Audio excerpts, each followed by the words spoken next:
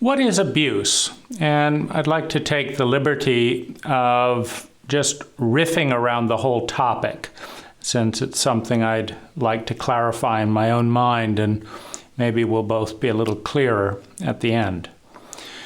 So the first thing that I see is that abuse is a continuum.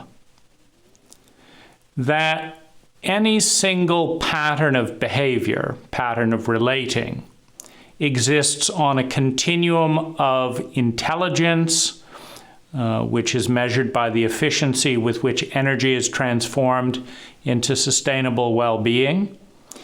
And it's relative. And it's very much relative to where you were. And it's analogous to a stepping stone path.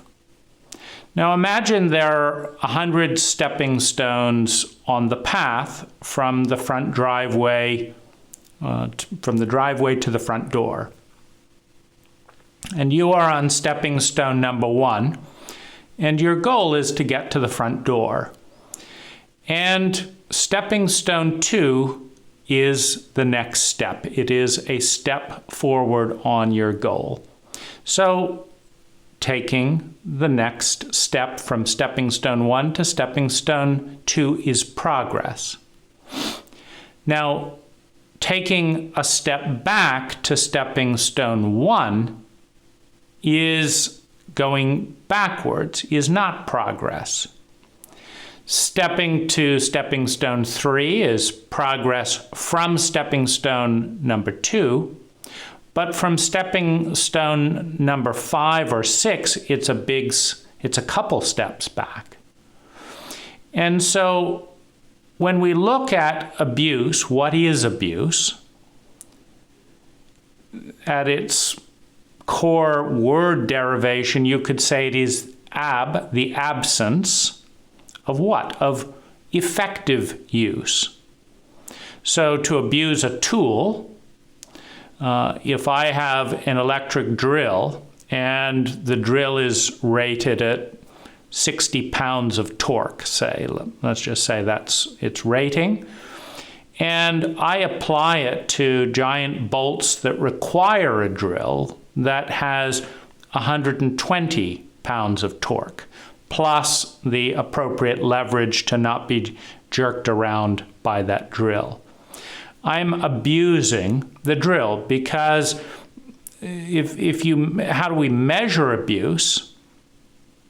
The absence of good use is measured by the unnecessary deterioration or destruction of the energy pattern. So if a drill that's rated at 20 pounds or 60 pounds would normally last for maybe 1,000 hours of effective use. That's the lifespan of that particular drill. And that's considered appropriate because it's not supposed to last more than that. If you're a typical homeowner, you use your drill 10 minutes a year. That's plenty well built for that. And so if you use that drill, for screws that require 20 pounds, 30 pounds, 40 pounds of torque, and you keep it out of the rain, you don't drop it in the tub, etc., you'll get about 1,000 hours with optimal use. So on the continuum of optimal use and abuse, you start out with, if everything goes perfectly, this drill is going to last an average of 1,000 hours. Now, if you leave the tool out in the rain, if you leave it in the mud, if you don't oil it every now and again, if you don't charge the battery and let it go completely dead, etc., etc., what you see is a gradual deterioration in the lifespan of effective use of that drill. And so if you behaved in a way that reduces the normal 1,000 hours down to 500 hours, you could call that 50% abuse, because you've used it in a way that shortened its life by 50%. Now, there are situations, emergencies, this, that, the other, where that may still be the best conceivable option. Now, I say conceivable because there are infinite options beyond our ability to perceive. If I don't know calculus, if I don't know how to fly a plane, the fact that there's a plane right there, it's inconceivable for me to take off and escape in that plane because I don't know how to fly a plane. It's beyond my conception. There may be any number of things that are beyond our conception. And one of the kind of unfortunate aspects of blind spots in intelligence is that if you are not intelligent in a given area, you generally lack the ability to know how intelligent you are. And if you don't see something, you lack the perceptive ability to know that you don't see it. In other words, if you clearly understood that you don't see this, you would actually have to see it to clearly understand what you didn't see. And so in perception, blind spots are blind to the people who don't see them, but they're glaringly obvious to the people who do. Someone who's talented in grace and courtesy and relationship says, oh, that was rather sloppily done. This was not very courteous. But someone who has no clue about courtesy and grace and manners of any kind does not necessarily notice that someone has good manners, and they certainly don't notice that they have terrible manners, because if they were that aware, they probably would choose to have better manners. So this is, just a reality that, for example, if I'm on a deadline, out trying to get a shed done, and the client wants the shed installed by Christmas, and it happens to be raining, and my primary focus is to get the shed built, rain or dry, by Christmas, I may choose to abuse my drill and shorten its lifespan and calculate that the cost of buying a new drill is far less than the cost of not getting this goal done. And this type of expediency, we're dealing with a non-waterproof drill. They could make waterproof drills, and I'm sure in time they will, but we don't have one right now. And I could choose to spend maybe 3 times more money and buy a waterproof drill, but again, I didn't anticipate needing to use it in the rain, so I wanted to save the money because I could create billions of dollars and pay any expense for the finest tools. Again, I haven't figured that out either. So there's a competency equation that limits perceived options. And the more incompetence there is, the narrower the options. And the narrower the options, the more crude the compromises are. When you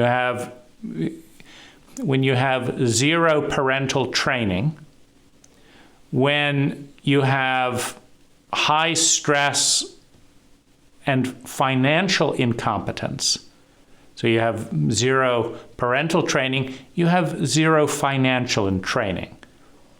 Your wonderful high school didn't teach you how to invest. It didn't teach you the magic of compound interest. It didn't teach you how to sell. It didn't teach you how to choose a banker. It didn't teach you how to pick stocks. In fact, your wonderful high school didn't teach you particularly anything useful at all. You already knew how to read, you know, basic arithmetic, but that's not helping you raise a kid. That's not helping you invest your money. That's not helping you negotiate for a raise. You didn't learn sales and listening skills either. You learned to shut up and do what the teacher told or be reprimanded for bothering them. And so you're relationally incompetent. You're incompetent in sales. You're incompetent in parenting. You're incompetent in investing. And you're doing the best you can in a state of ignorance and a low skill level that is expected. Meaning if you put 100 kids into a school and do not teach them any of these things, it will be a distinct minority who manage to learn them on their own, having been told you've now been educated, who say, no, I haven't. I don't know any of the things I need to know. I don't know how to eat. I don't know how to cook. I don't know how to build a house. I don't know how to manage my savings. I don't know how to heal addiction. I know absolutely nothing. And so I'm going to go out and figure out, first of all, what it is I don't know, and then I'm going to figure out where to go learn it. And then I'm going to practice learning it, and then I'm going to get better at these things. But that's going to be a minority, statistically, of people. So you've got low optionality. And in a low option environment, there's massive compromises and downsides no matter what you choose. If you don't have economic competence, then you have to decide between, do I hire a babysitter and not have money for food, or do I have money for food and just leave young children alone at home and just hope they don't get into too much trouble? You come home each day relieved that they're not dead, because you're in a very tight window. And the tighter your window of choice and options, which corresponds to the amount of ignorance, the amount of incompetence. And, you know, just as an aside, we're fond of blaming the individual for being the master of their own life.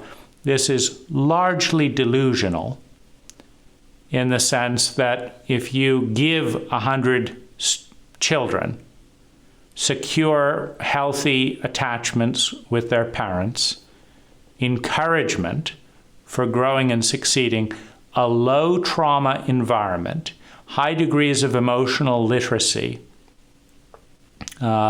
respect for boundaries, helpful and honest authority figures that put the children first. You teach them useful subjects that are going to help them in their life. You engage in small groups that allow for active learning, kinesthetic learning engagement. You let people practice in the real world rather than isolate them from the real world. You're going to see the vast majority of those children do extraordinarily well.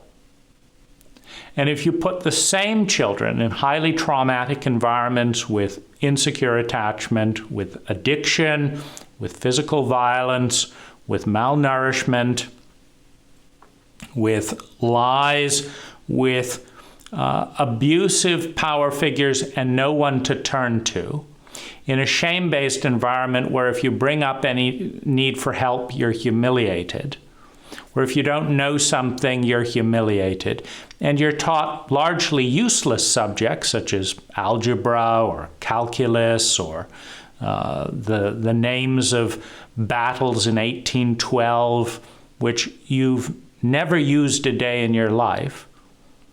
You don't learn to drive, you don't learn how to negotiate with the police, you learn pretty much absolutely nothing. The exact same children are going to be statistically set up to fail, to be incompetent. In other words, it has nothing to do with the child statistically.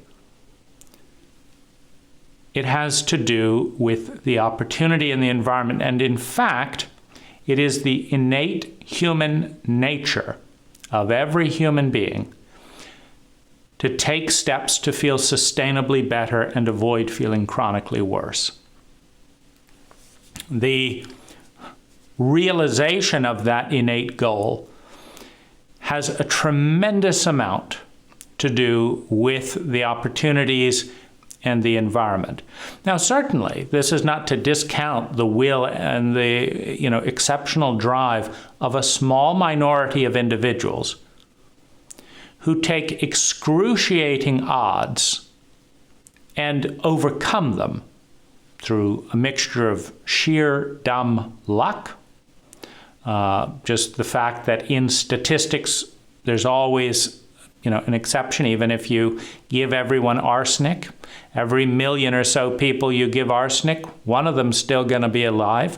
And so there is an overcoming of statistics, and the individual plays a part, a very important part, in whether they are the part of the minority that overcomes the odds. But if you set up the game so that a majority of people lose, a majority of people will lose, and an individual has to work harder and harder to overcome those odds. Well, a game that is set up in which the majority loses the majority of the time is an abusive game. It's not a good use of a lifetime, of a block of time. So anything that shortens the lifespan of use is one form of abuse. Then there's qualitative abuse, meaning your drill still works, but the flashlight bulb died out. Then the grip fell off. Then now it starts sending out sparks. It's still working, but you have a slow deterioration of quality. It's making more and more rattling noises. It's, you smell burning rubber. So you have the lifespan, and then you have the functionality, and then you have the qualitative experience.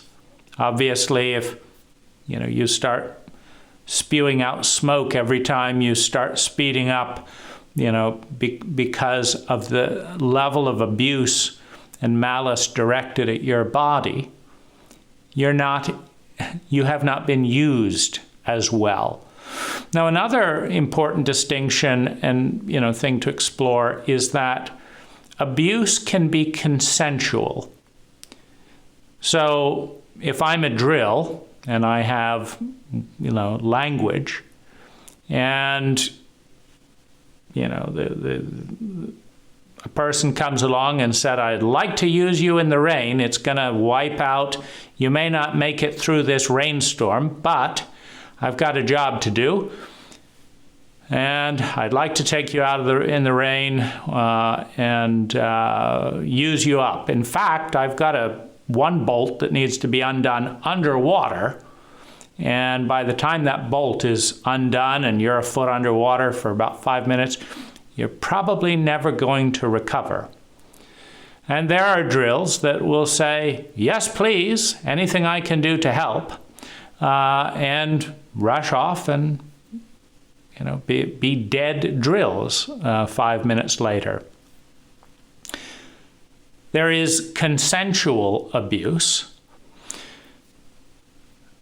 and non-consensual abuse. So two distinctions. There's also a continuum of abuse, like running a drill underwater with a battery. You've maybe got seconds or minutes before that drill is pretty much toast. So you've got degree of abuse. You've got consenting or non-consenting. You also have educated consent and uneducated consent. For example, when my therapist strongly encouraged me not to out her friend, another therapist, Peter Sandhill, for sexually abusing his client, me, under the influence of my first psychedelic experience, I consented to that abuse. Meaning I said, we've got to tell people, because obviously a therapist who's abusing patients is a threat to the public. And so the ethical thing to do to minimize the amount of abuse is to tell the public what's going on.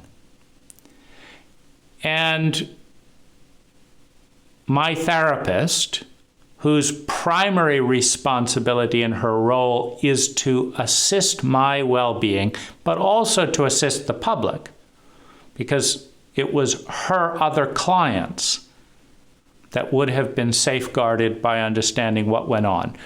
So when Ann Watts told me, we think it's better for you, as well as your abuser, that no one knows what's going on here. And we're not telling anyone. And this was the one time in my therapeutic relationship with Ann that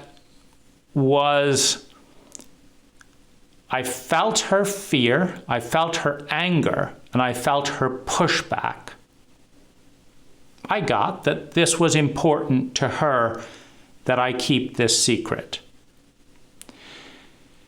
And I went back and forth for a few seconds, but I wanted her calmness. I wanted her support. And I grasped in that pushback that I would not have her support as my therapist if I told the truth and informed the public. I understood that. Number one. Number two, the last thing I needed when suffering from trauma from being sexually abused by a therapist was not to have the support of my other therapist. I needed support. And I understood the support was conditional. And I valued the support. And so I backed off, meaning I consented to participate in the risk of other people, because an uninformed public is, of course, at risk. If you know someone is a sexual predator, then you know how to protect yourself. If you do not know, and more importantly, if you don't know what abuse is, and this was another blind spot, because neither Peter Sandhill or Ann Watts or the Human Awareness Institute that recommended them and trained them and helped train me defined sexual abuse. So in that context, it was consensual abuse, meaning I decided I'd rather not lose both my therapists, because, of course, Peter Sandhill stopped supporting me in any way as soon as I brought up the fact that it's not okay to charge someone money to sexually abuse them under the influence of psychedelics. Well, he didn't want it called abuse and this and that, because in his words, it was consensual to induce a client to take a large amount beyond their comfort zone of their first psychedelic experience. And then when they didn't say no to abuse while in a dissociated state, then that was consensual abuse. And you could say, okay, so I wasn't kicking and screaming, I was dissociatively high. And so, so you had the first consensual abuse where I'm going along with this romantic relationship with my therapist. And then we have the second consensual abuse where I'm agreeing to keep the secret. But it is neither of these are informed. And so this is the next distinction on this abuse continuum. I didn't know that 99% of the time, if not more, when a therapist has sex with a paying client, it ends badly for the client. I didn't know that. Number one. Number two, I did not have a cogent definition of sexual abuse. Number three, I did not have any definition of trauma. Number four, I had no definition of PTSD. Number five, I had no knowledge of the perverse impacts of secrecy and the shame that comes from being someone or a group's dirty secret. In other words, we have a whole role set out in our cult called the dirty secret role. And this is the role where you are manipulated into shutting up about something that someone in power does not want everyone to know. Number two, you are hated and feared by those in power because you could unsettle their power with your secret. Number three, you are despised by those in power for selling yourself out to protect your abuser. And number four, you are isolated and alone because by keeping the secret of your abuser, no one understands who you are or what you're going through. So we've created a role in this cult called the secret keeper, the shame-based secret keeper. Dad fingers his little daughter and says, "Don't tell your mother, it'll break her heart." And the inference is that the little girl will break the mother's heart by telling the truth. And the inference is that Dad has nothing to do with this, right? Because, of course, if Dad didn't finger little Jenny, then, and was a good dad, and little Jenny told the truth to her mom about what a good, wonderful father she had, the truth is not breaking mother's heart. Dad fingering her daughter is breaking her heart, and a life of secrecy, addiction, and shame is breaking little Jenny's heart. And mother understanding a lifetime of secrecy and shame, and that her daughter's been manipulated into silence to enable additional abuse, and carrying the shame of Dad's perversion. In other words, it's the perversion that breaks little Jenny's mother's heart. And it is the silence and the shame that breaks little Jenny's spirit.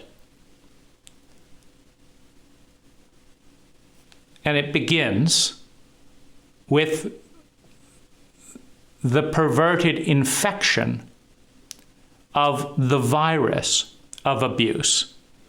In this case, hosted by Dad. Now, Dad got it somewhere. Everyone who has the flu caught the flu from someone and gave it to perhaps many others. That's how the virus of the flu spreads. Everyone who sexually abuses caught that virus. Maybe they caught it mentally and transferred it into action. They picked up the virus that said, real men have lots of sex. They weren't having lots of sex. They felt small and inadequate due to the humiliation and violence at home. They wanted to feel bigger. The cult prescribed that they should have sex and that would make them important. But the cult failed to deliver a single hour of relational literacy, of emotional literacy, of psychological literacy, of awareness of the extensive levels of chauvinism baked into every facet of the cult. So having said to be a real man, you have to be a versatile lover with a lot of women, and then refusing all competent expertise in how to do that ethically or understand any of its impacts, you now have someone incompetently interpreting that in pursuit of status.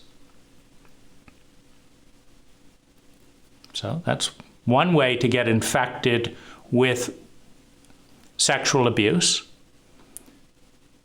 And escalate sexuality as a value, but sublimate competency to do so empathically, healthily, etc. So that creates tremendous amount of unhealthy or incompetent, and thus abusive, sexuality. It can be consenting, it can be non-consenting, but in almost all cases, it is ignorant, meaning that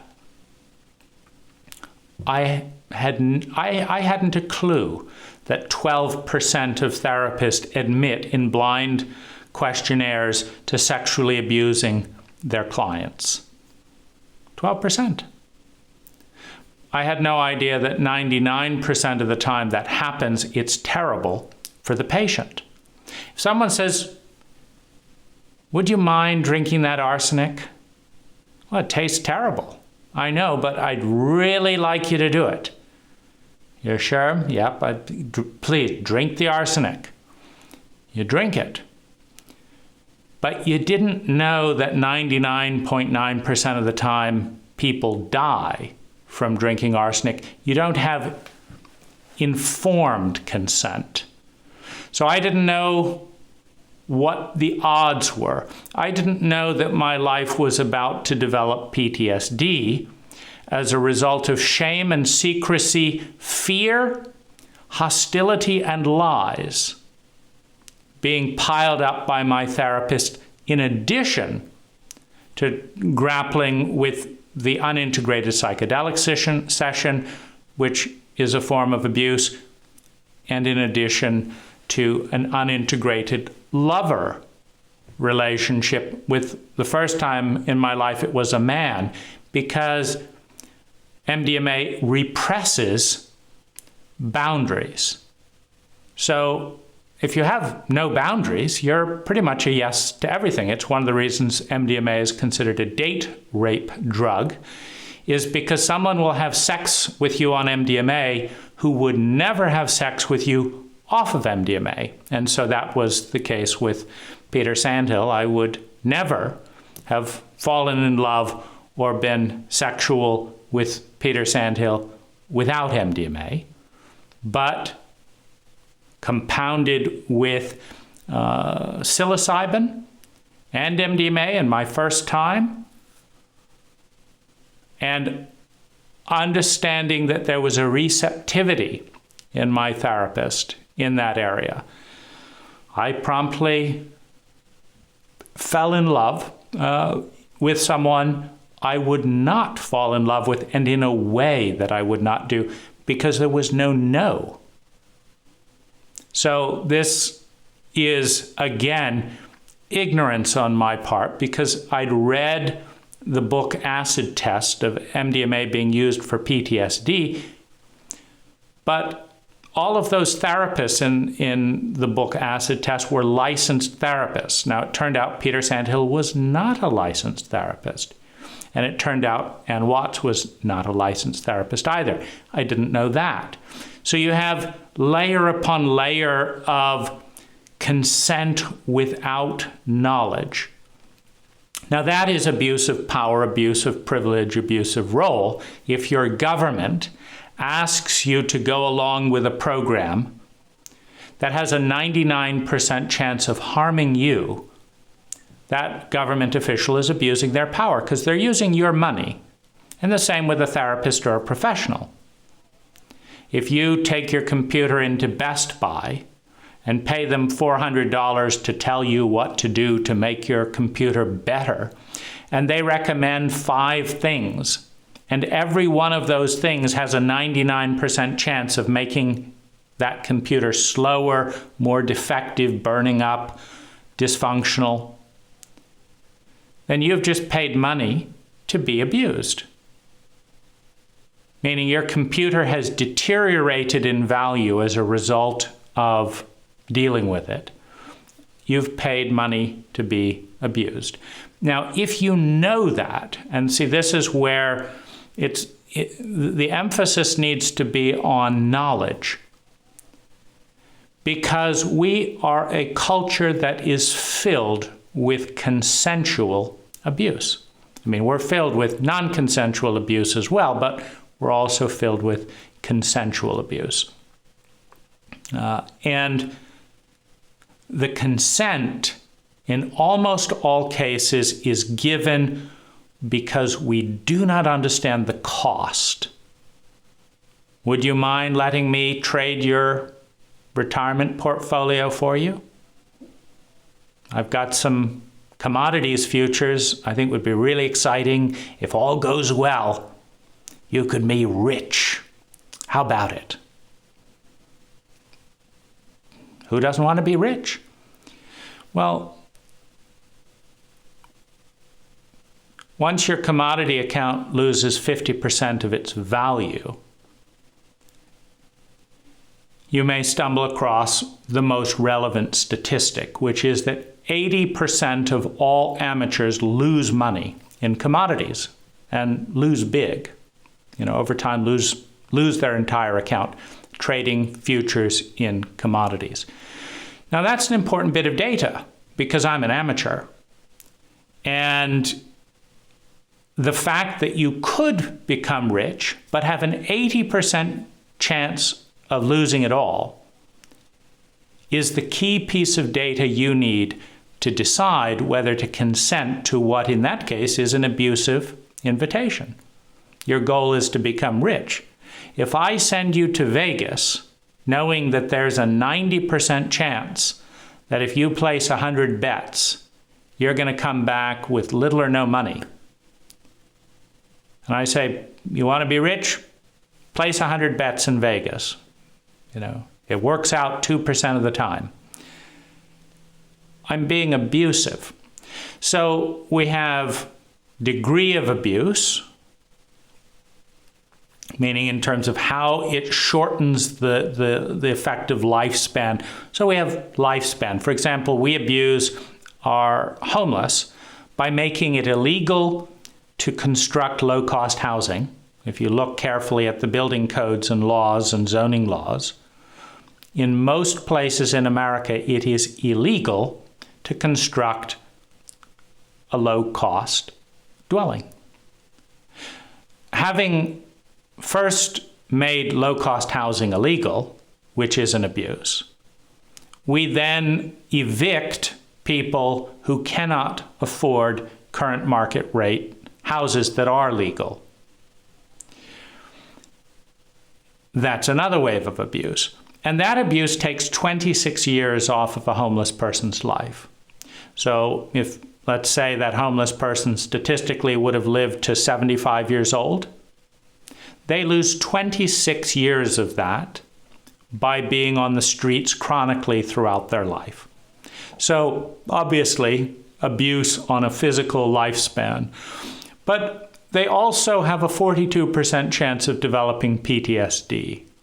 Once they develop PTSD, they are now effectively controlled by their reptilian brain. They have lost a lot of their humanity in large sections of their time. Behaving as a reptile compulsively, which is the consequence of being severely abused by your culture and not helped out of it. You become afraid of yourself. So the quality of your life for what remains after the 26 years are deducted is severely diminished. Then in our cult, we shame people for being poor. You're poor, you're disgusting. You're poor, you're worth less than someone who's rich. Your value is pegged to the dollar. You as a human being are not as important because you don't have a lot of money. Well, that's abuse. It's abuse of the innate equality of all human beings. It's abuse of the soul, of our potential.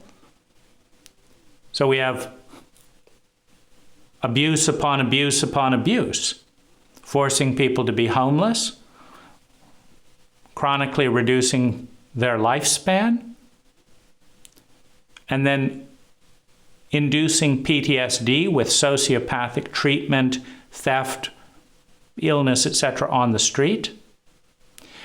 Higher rates of stress and anxiety coupled with high drug availability leads then to high rates of addiction to manage anxiety and PTSD.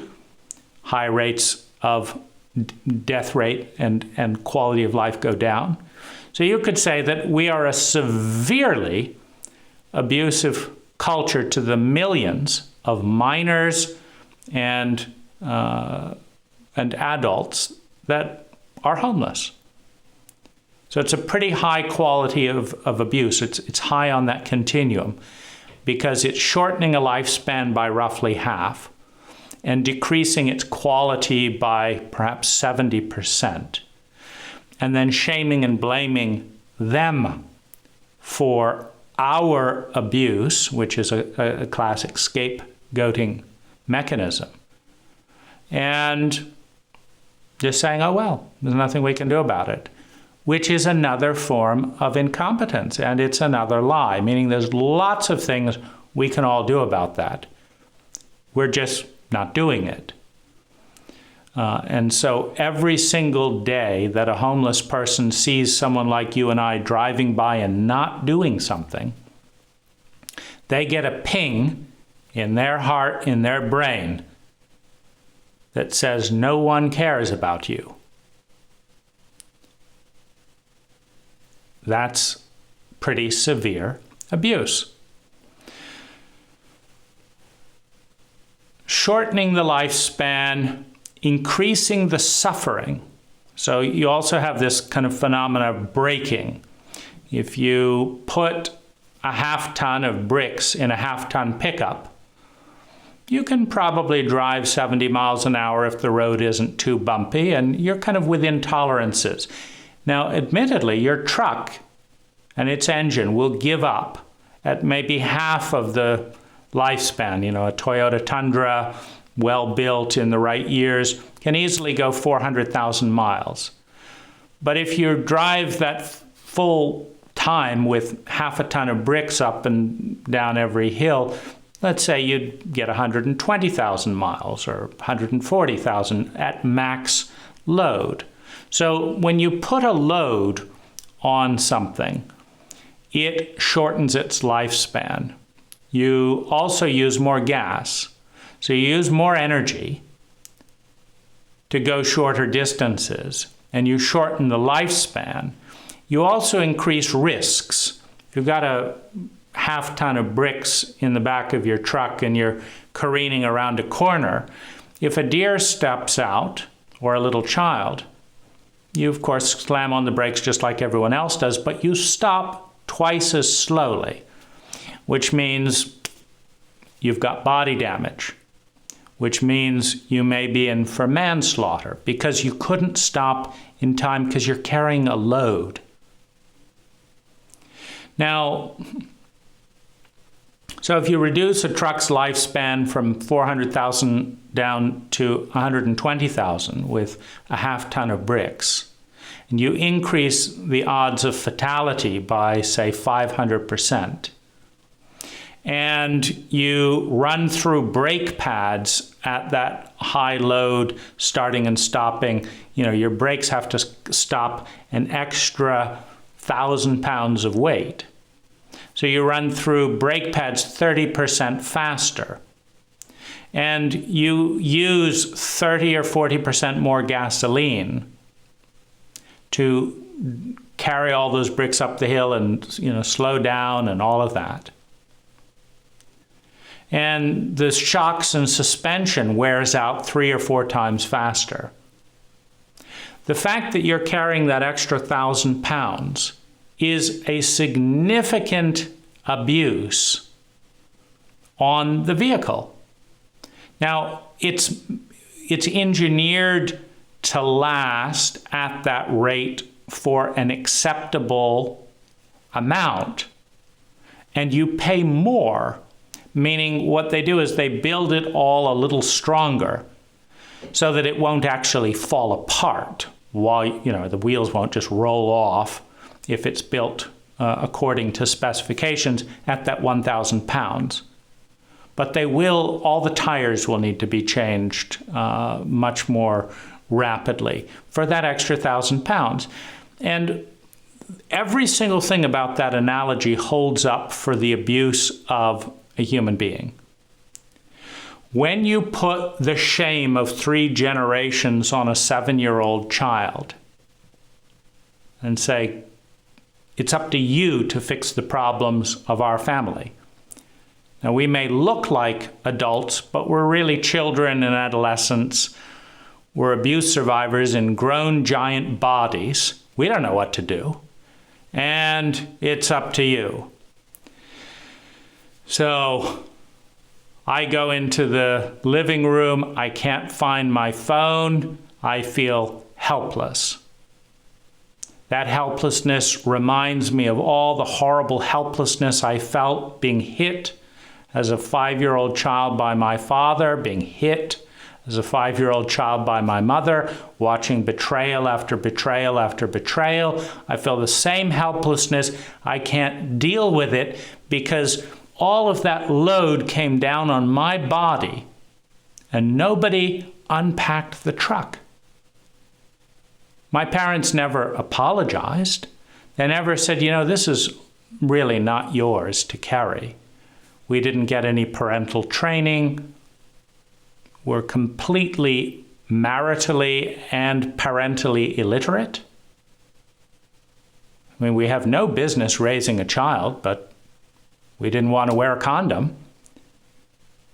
And we didn't want to admit that because we're in a cult that shames us for not knowing what our cult didn't teach us. Our cult didn't teach us a goddamned thing about any of this. But it did tell us that we're to blame if we don't know what we're doing. So we don't want to admit that we don't know what we're doing. But we don't know what we're doing. And so rather than be punished or feel bad, we're going to hit you. You stupid boy. It's your fault. We would be fine if you weren't born. Okay, so wear a goddamn condom. No, we're not taking, don't sass back. We'll hit you again. So all of that fear and shame that is too big for a giant. Why are they giving it to a 5-year-old? Because it's too big for them to carry. It's like, carry this, little kid, carry this, little kid, and we are not unpacking it. You should be grateful. Now get the hell out of here. You're loaded up with bricks, loaded up with bricks. And once they load you up with way too many bricks for a body or a psyche to carry, they then tell you to hurry up and be successful. You know, go as fast as those other kids that aren't carrying that many bricks. And the bricks cannot be acknowledged because they reveal the incompetence of the parent. And the whole point of giving them to a 5-year-old, who obviously is not going to carry them better than a giant, let alone an adult that knows what to do with those bricks, because we're not talking adults here. We're talking incompetent, fear, shame-based children in grown bodies, acting out intergenerational abuse with no idea what they were doing because their parents had no idea what they were doing either. And in many cases, cross-wiring all of that stupidity, cruelty, ignorance, and abuse and calling it love, because we have no idea what that means either. You know, people say parents love their children. Okay, if you don't define love and you say parents love their children, well, it's perfectly easy to be confused. You mean all these beatings, all of these ragings, all of these drinking binges, all of these lies? That's what love is? I guess so. Parents love their children, and that's what they're doing. So, and children should love their parents, even if they're scared shitless. Even if they hate themselves every time they're around their parents because they can't defend against the abuse. They should love their parents, and so that's what love is. Love is sucking it up, taking abuse by an incompetent asshole who doesn't have the decency to admit they don't even know what they're doing, and that's what love is. And we wonder why people don't leave domestically abusive relationships. They finally found love. So you have the weight and the tax of that weight. Now, the final dimension of abuse, you know, once you've been loaded up well beyond your capacity, because we talked about the weight, you know, of a half-ton truck. A half-ton, 1,000 pounds, is still going to shorten the life of that truck by 70%. But many children are overloaded. It's a half-ton truck, loaded up with 3,000 pounds, a ton and a half. That's the first abuse. Wonder why it's, people swerving around, barely able to stay on the road. No, that's the first abuse. The second abuse is you go to throw off some of that weight. Get this off of me, you fucking asshole. Get it off. And say, you don't want my gift? I packed this specially for you. We're hoping that you will go on, carry on the family line. You'll make this thing. You'll make us wealthy here. You'll do this. And we're doing it for you. We want it for you. Don't. Oh, you've upset your father again. He carefully built those bricks and this and that and the other and put them in your truck. Oh, you're so ungrateful. Fine. Okay, I'll drive around with 3,000 pounds and a half-ton truck. And then listen to your endless whining and kvetching about why I'm not driving faster with this enormous load. Because it is absolutely taboo in these shame-based abuse contract dynamics to call a spade a spade. Hey, you see this? It's a fucking brick. I don't want it. I'm not building a brick house. I never wanted it. I've been carrying it for years. Get the fuck out of my truck. This is not love. It's weight. I don't want it. And your endless manipulations and bullshit has nothing to do with love. It's the fucking game you play to get me to carry your bricks, which doesn't do you any good. The fact that my car breaks down at a third of its optimal life, it doesn't help anyone. You're just too dumb to realize that you're dumb. Through no fault of your own, you were raised dumb in a dumb cult that is committed to willful ignorance around trauma, around relational competence, around parental competence, around emotional literacy, around childhood abuse, around sexual abuse, around ethics and authority, and about knowing what an adult is.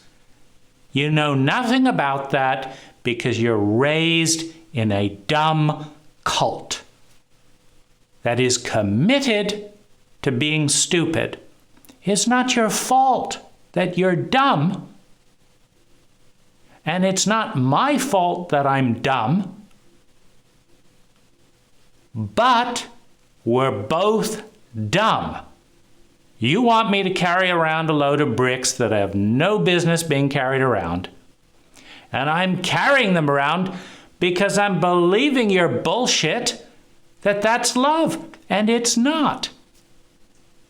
So get these the fuck out of my car. Oh, you broke your mother's heart. Go fuck yourself. Get a life. Oh, just help me get these bricks out of my car. Now, you want to see a competent person move? Watch me accelerate without your crap. You say you want me to succeed? Look at me now. I'm doing just fine now that I've gotten all your bullshit out of my brain. Now that I have a competent definition of what love is, not that I'm going to get that from you, mind you, not that I'm going to get that from you or the cult. No, I'm actually going to study psychology. I'm actually going to think. So you say you want a successful generation.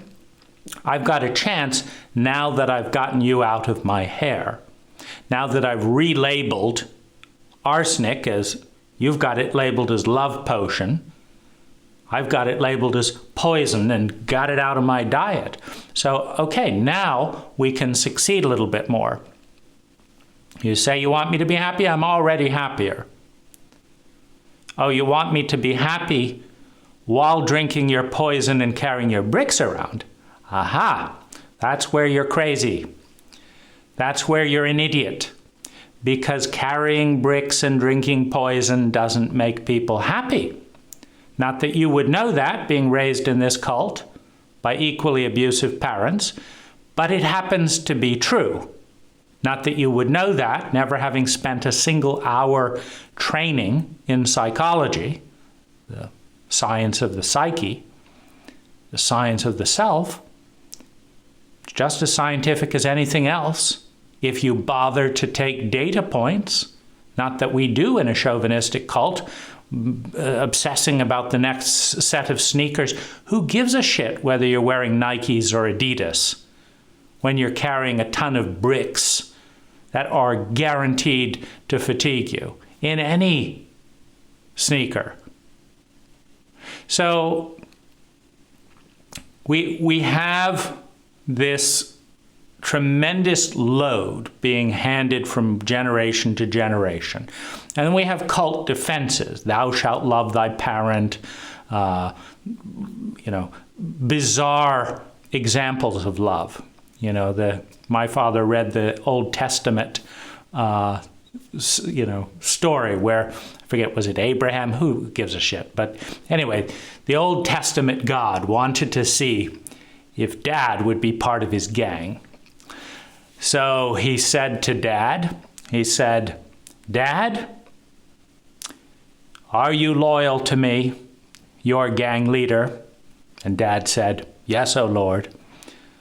And God said, well, you take your only child out to the mountain top and cut him in half. Do I really have to kill my own child? Said Dad. Yep, if you want to be part of my gang, said God. So off they go out on the mountaintop, stands him up, raises his sword. He says, son, I'm sorry. I want to be part of God's gang. And this is what God commands. Unquestioning authority. Unquestioning cruelty. Unquestioning barbarity towards one's children, no less. It's the way of the Lord. Don't question, don't think, be a moron, be an asshole, be a sociopath, murder your children, and you can be part of God's gang.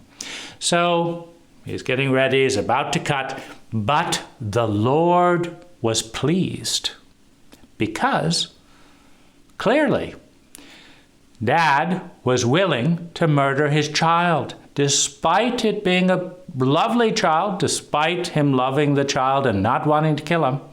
The child was willing to be murdered, and Dad was willing to kill him.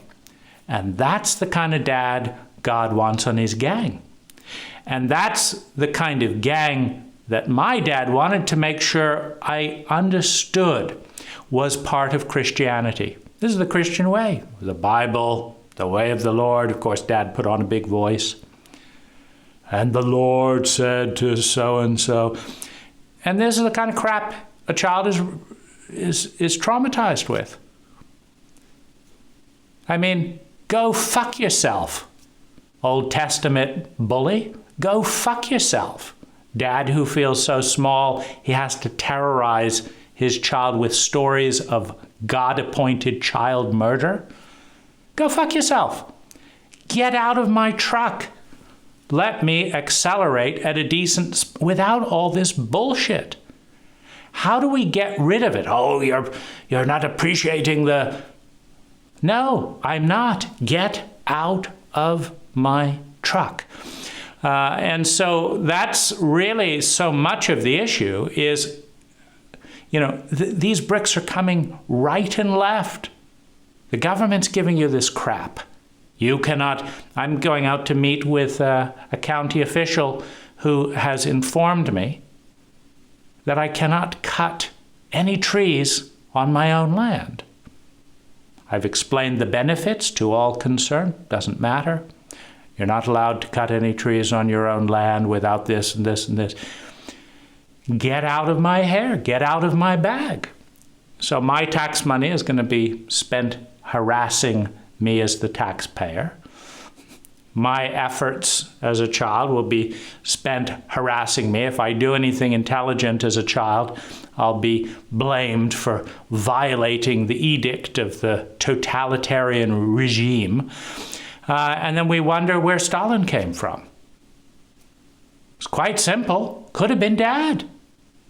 He was just too lazy to get elected to the Russian Republic. Could have been... The fact that we have these barbaric regimes on a large scale should be no surprise. When we are this committed to teaching and loading our kids up with bullshit and complete absence of effective scientific data on anything important. And then we give a certain amount of people power. Well, of course they're going to abuse it, just like they've abused themselves, just like they've been abused from their parents. So another dimension of abuse is scale. Now, we think it's outrageous that Hitler killed 6 million Jews, and before that burned disabled people in Germans. Meaning Hitler began gassing and exterminating disabled children and elderly people who were unfit. And he thought this was a great success because he saved Germany money, caring for the elderly, caring for the infirm, for people with disabilities, people in wheelchairs. By gassing 70,000 Germans, he was ridding Germany of vermin, right, of unhealthy people, so that only the fit and healthy people would remain. It's not much different than what we're doing with our homeless in the United States. We're just gassing them a lot slower with carbon monoxide fumes as we drive by, with endless harassing, waking them up, giving them PTSD. We're just torturing them for a longer period of time. Probably be more humane to gas our homeless than do what we are effectively doing a lot of the time. Not that it wouldn't be a lot more humane to make low-cost housing legal, but between a slow, miserable torture and Zyklone B, well, Hitler chose Zyklone B and hated, imperfections, anything, this was horrible, that was horrible. So Hitler's just an abusive parent with a perfectionistic disorder who hates himself and anyone that reminds him of his inadequacy. So what else is new? He's an abusive parent to a country that is no different than millions of abusive parents around the world. He just happened, and that's the game of statistics. If there are enough sociopathic, abusive parents with PTSD, shame, who are emotionally illiterate and hate themselves, if there are enough of those people on the planet, and we produce more and more every day, some of them are going to end up in power. In fact, when you drive all value out of a child and you make them clear that they have no value unless they become very rich or politically office or something like that, you have the most abused children, the most desperate to climb the political ladder. So who do you think wins? The most desperate, conniving, manipulative person, because we're not a competent society to judge character. We elected Donald Trump. We looked at the data. He ripped off his workers. He raped his maids. He raped celebrities. He ran an international beauty contest and fucked around with those girls.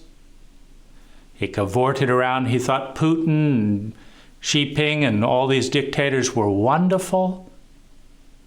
He screwed over the Scottish with his golf course. He didn't pay this bill. He lost money here. He lost money there. He lost money there. It's a complete psychological mess. But we loved it. Why? Because we're psychologically illiterate. Meaning a good percentage of this country saw his profile and said, that's the kind of person we need to depend on.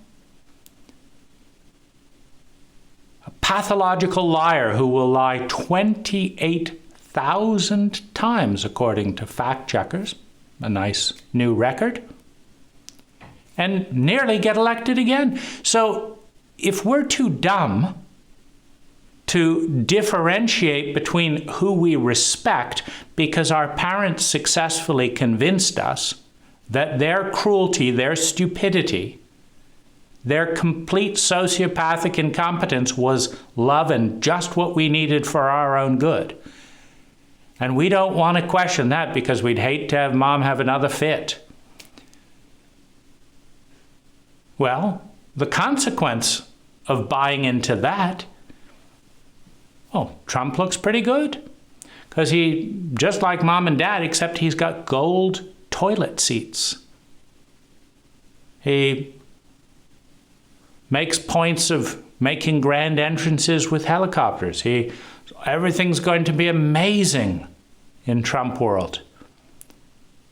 Everything's fabulous and it'll be amazing. We can have the highest rates per capita, deaths from coronavirus and other things.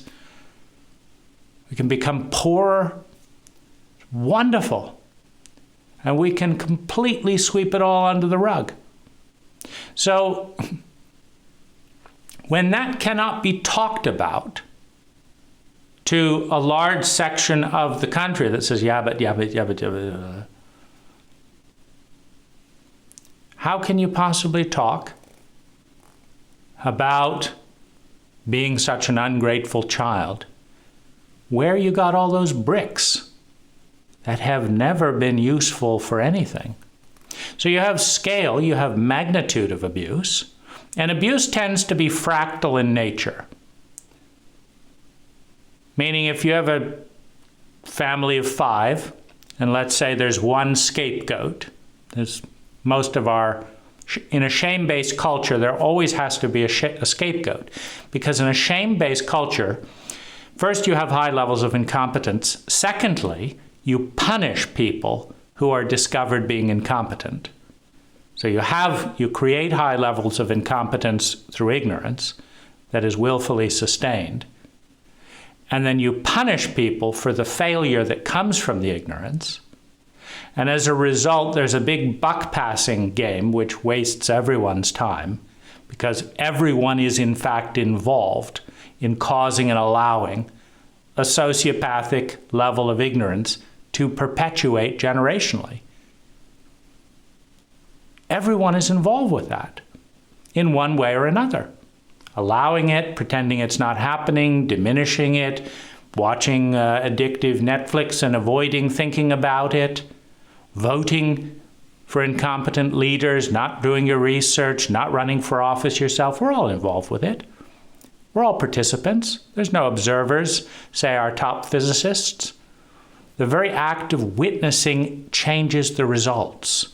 That's why a free press is so important. What does a free press change? It just means everyone's aware of what's going on. So you have this dynamic, and so you're going to have scapegoating. There'll be one child, often the sensitive one, will be targeted as the one to take the blame so that mom and dad can avoid being hypocrites and not have to punish themselves. And so they'll figure out how to blame this person, and they'll also teach the other children. You're either with us or you're against us. And if you're with us, you join us in punishing the scapegoat. And we'll all laugh at how dumb mom is. Well, Dad, you married her. So if she's that dumb, what does that make you? And if she's that dumb, why are you hanging on when she tries to leave? You couldn't possibly find someone intelligent by your definition? So, well, that's the gang. You can side up with Dad and all sign up and poke fun at mom and show contempt at her, but not ask the obvious questions. Why did you marry her? What are you doing hanging around? Why are you so insecure when she wants to go and be happy with somebody else? So you have to go a little bit crazy. And this is a form of abuse as well, because the scapegoating does not hold up underwater. Now, the scapegoat agrees, usually, to say it's all my fault and punish themselves, etc., or to sulk and whatever. So the scapegoat agrees to take the load, and everyone else agrees and says, thank you, I'm glad you're taking the load. So that happens in the family. It happens in the community. It happens in the county. It happens nationally.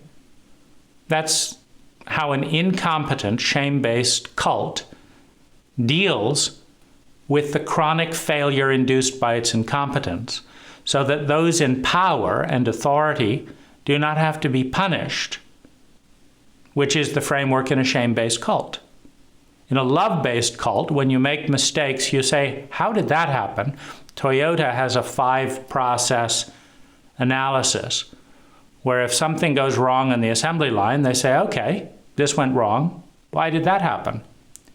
And they say, well, because this happened. And they say, why did that happen? And they said, this happened. And why did that happen? Well, this happened. And why did that happen? Because this happened. Toyota goes 5 levels back, says, okay, very good. Let's all learn from this.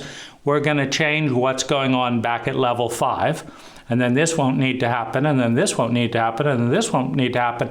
And we'll have better quality on the assembly line.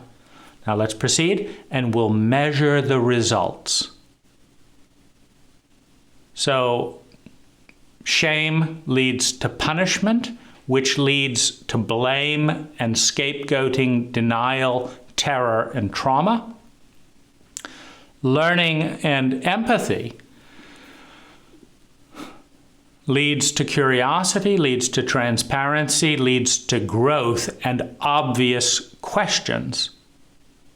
And so that's one of the big pivotal points in the abuse dynamic. But otherwise,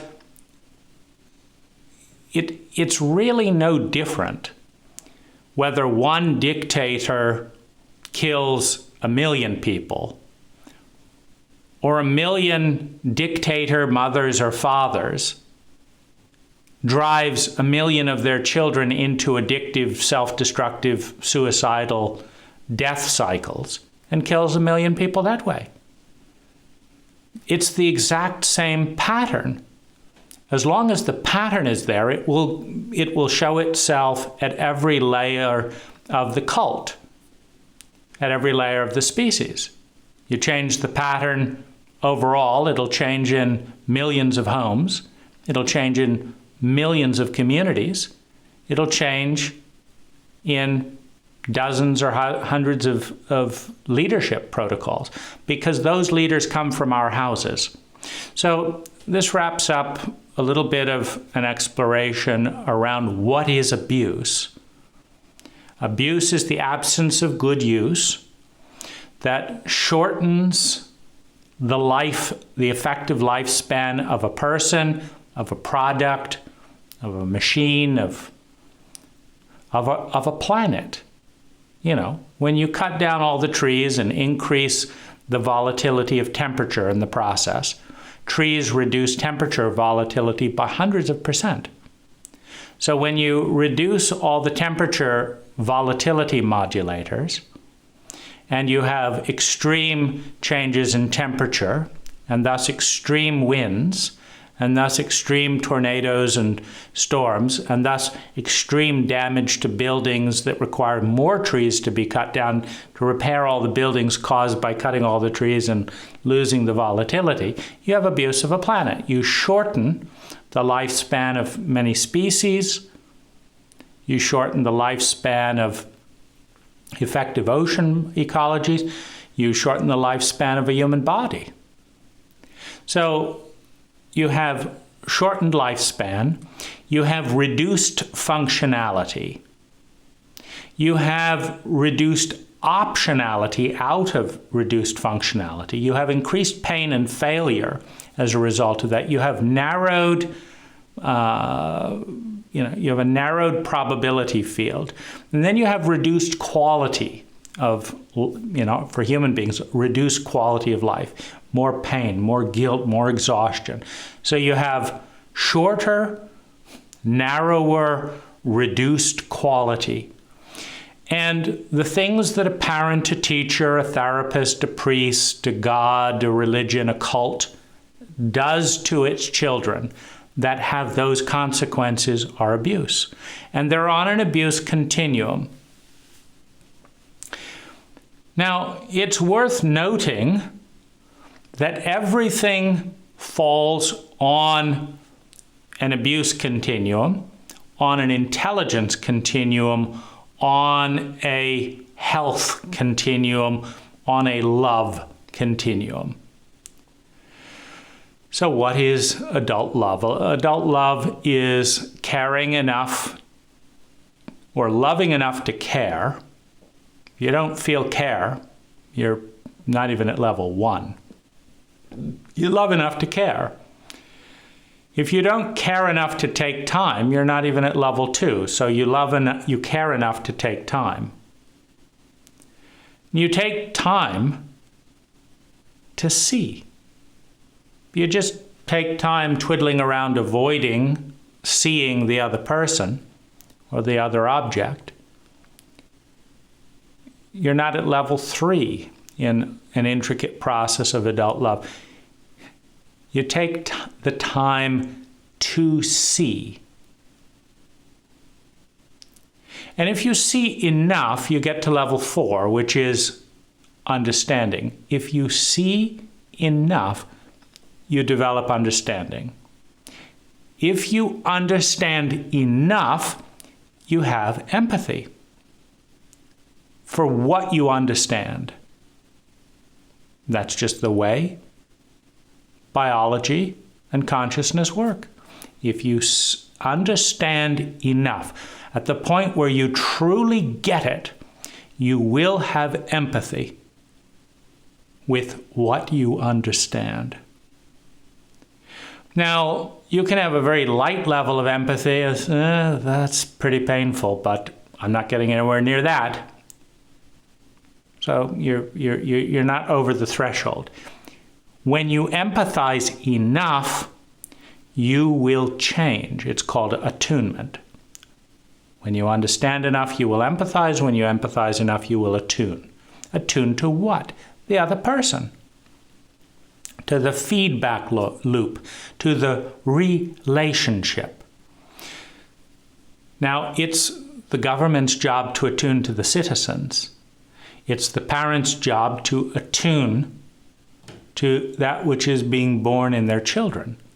It's the therapist's job to attune to their client. It's the doctor's job to attune to their patient. It's not the patient's job to attune to the doctor. Otherwise, the doctor can just say, drink this arsenic and get better. Why? Because I want you to. No, the doctor has to learn how the body works and say, based on everything I see about you, a bit of this should help you. If it doesn't, it's on me. If I don't know what I'm doing, I'll apologize. We'll try something else. It's the doctor's job to attune to the patient. It's the teacher's job to attune to the student. It's the parent's job to attune to the child. You don't just take a 2-year-old and say, go get to work, make us some money. No. You attune the big, in an empathic, intelligent, sane cult. The big one attunes to the small one, and all authority is granted on the basis of that contract. You don't get to be democratically elected if your main goal is to hurt the people who elected you. No, you don't get the vote. You don't get to be paid as a therapist or a doctor if your primary agenda is how to have sex with your patient or how to keep our secret hidden. You attune to the people your role is invented to serve. The parent serves the child, the teacher serves the student, the hunter serves the family, the government serves the people, the professional serves the client. This dynamic is an empathic, healthy, growing culture. When the politician enriches their own family at the expense of its people, when the teacher ruins the student life for their own grandiosity or insists on teaching things that are useless and in ways the student can't learn, the entire culture is devalued. So partly abuse stems from knowing these types of things. But you nonetheless have a continuum. Every single thing that is going on in our culture today, every single thing, including this video, is on the love continuum, is on the abuse continuum, is on the intelligence continuum. Meaning, there are other things that you and I could be doing with our energy that are more intelligent than this. And there are many things we could be doing with our energy that are less intelligent than this. Intelligence is measured by the efficiency of sustainable well-being generated by the protocol. So there will be some well-being generated with this protocol.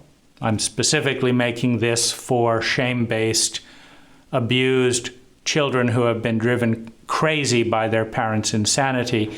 There will be some release of this video. And there are far more intelligent things, chanting, community living, etc., than just isolation and watching YouTube videos. So, on that sense, it fits on the abuse continuum. And back to that stepping stone analogy where step 3 is ahead of step 1, but it is behind step 5. We are all innately moving towards what we believe is a step forward. Now, to the degree that we believed lies that were a step forward to believe because our parents would beat us if we didn't believe the lies, it was a step forward to believe the lies. Now that we're out of our parents' umbrage, it is a step forward to tear up the lies and start thinking. But it's also, there's costs to all of it. In order to tear up all of our parents' bullshit, we have to acknowledge the deep pain of the inner child that was not loved very well. Not because we were unlovable, but because our parents did not know how to love themselves or others very well in a cult that doesn't teach them. Just like we don't know how to love ourselves and others very well in a cult that doesn't teach us. In 30 years, I hope to God that this video would be considered abusive, meaning it would be considered a waste of time relative to the best technology available. Why would I hope that? Because if evolution continues, this will be a step backward at some point in the future. And the faster it is a step backward, the more rapid the cult is evolving. So if next year, for example, all this was irrelevant because we educated all our parents on parental literacy, we apologized to all our children for fucking up their lives for generations, we studied psychology in high school, then this video is complete. That's old stuff. We did that. And that would mean we were growing like mad. It'd be wonderful. And I could be irrelevant in this video. But if we step backward and deteriorate into more suicide and trauma and this and that and the other, this video will be more important as a step forward. Every child takes the best path through incompetence, ignorance, shame, fear, and abuse that is available to them. That is our nature. Consent, when I went along with Ann Watt's secrecy protocol so that she wouldn't abandon me in trauma, fear, and isolation, I secured something for a period of time, a reduction in anger, an increase of empathy, which I needed at that time. She was too incompetent to give me what I needed and do the right thing and tell the public about her colleague and student sexually abusing the public. She could not give me optimal value.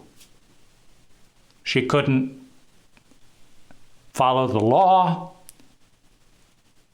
So I had a choice at a time when I had no other choices.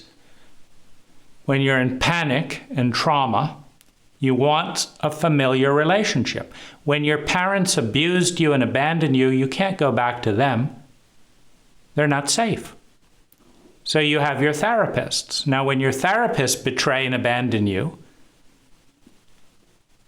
it's like, okay, that's the best I've got. In a dysfunctional environment, fucked up therapists are the best I've got. It's not enough to avoid massive amounts of pain, but is it better than nothing? You see, and that's the choice of every abused child in our cult. I can't do it alone. When you're regressed in trauma after a psychedelic experience that goes wrong, you're not an adult. You can't deal with it alone. You desperately need help. And if your help is conditional and agendaed and fucked up, then that's the help you need. That's the help you're going to get. And you'll take it if it's better than nothing. So I worked with Anne under that point until getting help from her felt more painful than separating. So I worked with my abuser, Peter Sandhill, until getting help with him felt more painful than separating. I then worked with Ann Watts until getting help from her was more painful than separating. I emailed with the Human Awareness Institute facilitators who wanted to spend more money suing to silence the truth than becoming humanly aware for free. So you have the insanity there. We're the Human Awareness Institute. We just want to avoid all opportunities to become aware, and we want to sue people who are talking about our shadow, our abuses. We want to sue them to silence them. Well, that's crazy love. That's insanity. And that's what we've got. From therapists, from parents, from this, from that, and the other. That's what we've got. We've all got imperfect protocols on a continuum of love. So when you attune to someone to succeed at what? To fulfilling their human needs. If you love enough to care enough to see enough to understand enough to empathize enough to attune enough to succeed at helping me survive, feel secure in that survival, experience love and belonging multidimensionally through all my different ages and personas, define and develop self-esteem, develop my gifts, bring them powerfully into the world, and become part of something bigger than myself. You have loved me as an adult. And if you do that consciously, you will have loved me as more of an adult than any person on this planet today, because adult love is exceptionally rare. It's very low quality, very fleeting, very unconscious. Often, you can get a little bit of adult love when someone isn't scared, isn't destabilized, isn't traumatized. If you fit into this little window and they're a nice adult for a little bit without fully knowing what that is, and it feels great, and then they're off, and there you go. So this is on a continuum of love, as is everything else. The main thing I want to emphasize is this world is not perfect and never will be. We're at very low levels relative to what we could be at, but that will always be the case, thank heavens. That's what evolution is. We're in very high levels of pain, unfortunately. That's what it is. And that pain can be a catapult to change. I've sped up change by hundreds of % just because it's intolerable not to. And this video project is part of that. But the next generation will have the same feeling towards us as we have towards our parents. And this is part of evolution in sensitivity. Think of a child that grows up around heavy equipment, breaker hammers, saws. They go deaf really fast, right? And once you go deaf, all the noise does not bother you. It's great. What noise? I'm deaf, right? Now, as you make improvements in that traumatic environment of sound, you will not go deaf as much. Your sensitivity will remain intact. The more you reduce all that noise, the more sensitive your hearing will become. And the more sensitive your hearing becomes, the more the slightest noise will register in your awareness.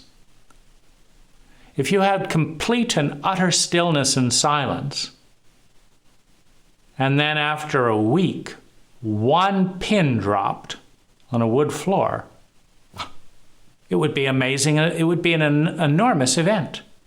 My goodness, that was the loudest sound in weeks. It was very loud. Wow. As pain goes down, the empathic brain opens. As the empathic brain opens, it becomes more and more sensitive. As it becomes more and more sensitive, little pains feel like big pains. It's all relative. Little loves feel like big loves as well. It's all relative. As sensitivity increases, sensitivity being a neutral trait, you're more aware of pleasure and enjoyment. You're more aware of pain and suffering. As pain and suffering decrease, sensitivity increases. Perceived pain and suffering increases with the turned up volume. And then you work on that new level of pain and suffering and decrease it. Then the volume turns up higher and you experience new pain and sensitivity. So that goes on, and it's part of evolution. Pain is guiding you away from something, and joy and love is guiding you towards something. Towards what? Towards intelligence.